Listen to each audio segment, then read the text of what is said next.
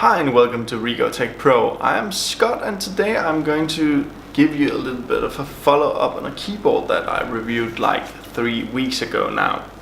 It is the Microsoft Modern keyboard with Fingerprint ID, as you can see here.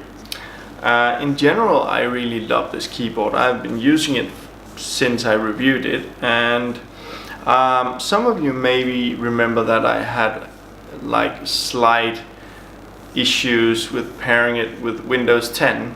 In the end, I installed a small piece of software from Microsoft and then it worked, and it has been flawless since that.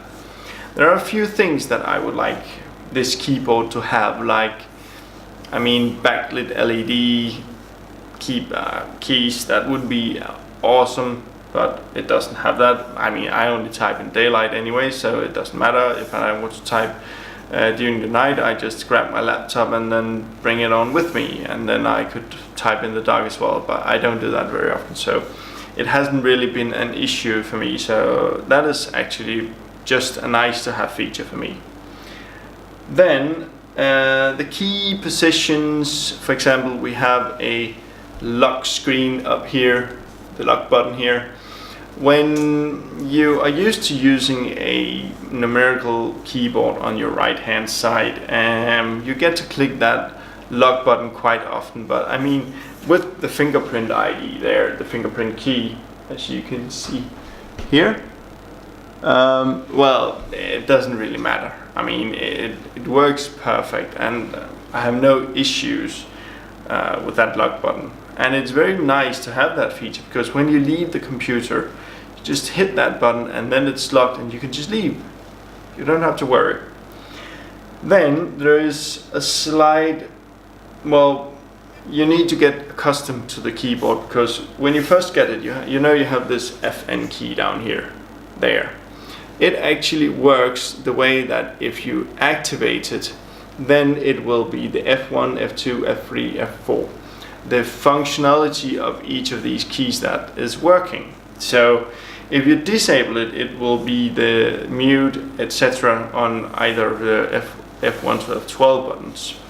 So normally I use F2, the rename function, quite a lot, but I have actually found that if you just click and hold the F1 button and click the F2, that works just as well. So I use the lights up and down, and the music up and down, the audio, and the mute button as well. You have the search, you have any kind of combination of functionality on these keys up there. So you have to get accustomed to that. And there are two more buttons that I would like to speak about right now. It is this one, as you can see. Sorry about that. This one is the print screen button.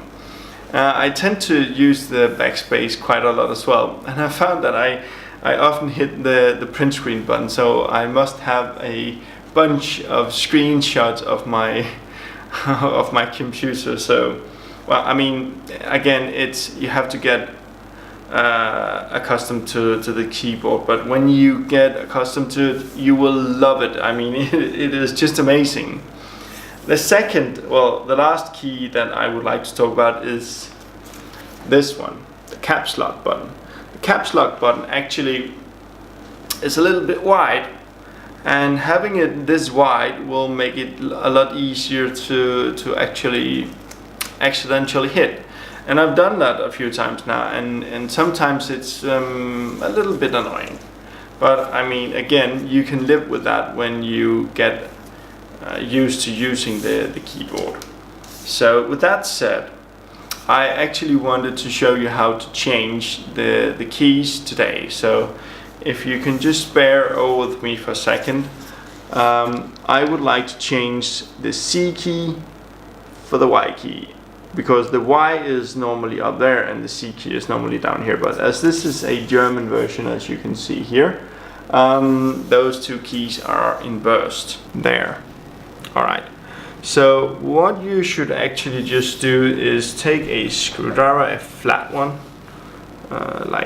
let me see if I can focus, like this one, just a flat one. There we go. You can see I've used this a few times. And then you should just take it from the top here and see if you can get in under the and then just flip it up. And if it doesn't work your way down. Hopefully it will not break. Click. And there you can just take off the other one. Hopefully. I'll take it from the other side as well. There. Now we got the top off. And the button. There. So we got the C key off. And just make sure that all the buttons are actually in place again. So this will probably not break. I'll just move the C key here. There we got that. And then the Y key, we're going to do the exact same thing. Screw down, click. And okay, we're going to take it from the other side here. Click, and it's off. There you go. And to put it on again, you actually just take the key and place it on top and says click. And it's back on. And do the same with the C key. Put it down here. Click, click. And it works again. So that is basically what you have to do to change these two keys. And you're back to fully functional keyboard. Battery life is actually perfect. The connectivity time is amazing. The fingerprint works flawlessly. I mean, literally every time that I place my finger on that button and press it, it locks me in. So that is really, really nice. The locking feature is nice. I mean, you have all kinds of functionality keys. As you can see, for example, you can go to the settings here. You have the lock button up here. You have the keyboard, the desktop here, and you have the calculator here as well. The action center. I mean, you have so much functionality in this keyboard that you'll just plainly love it. I'll leave a link in the description to where I bought this, which was on the German website of Amazon. And if you like it, buy it. I mean, it is definitely worth the money. And you can even use this keyboard when you are charging it, which is definitely one of the things that you have to be able to do that. Otherwise you'll just be left with a non-functional keyboard when it runs out of power. I haven't yet had the pleasure to see the keyboard when it is out of power, so I'm looking forward to actually finding out how that will be.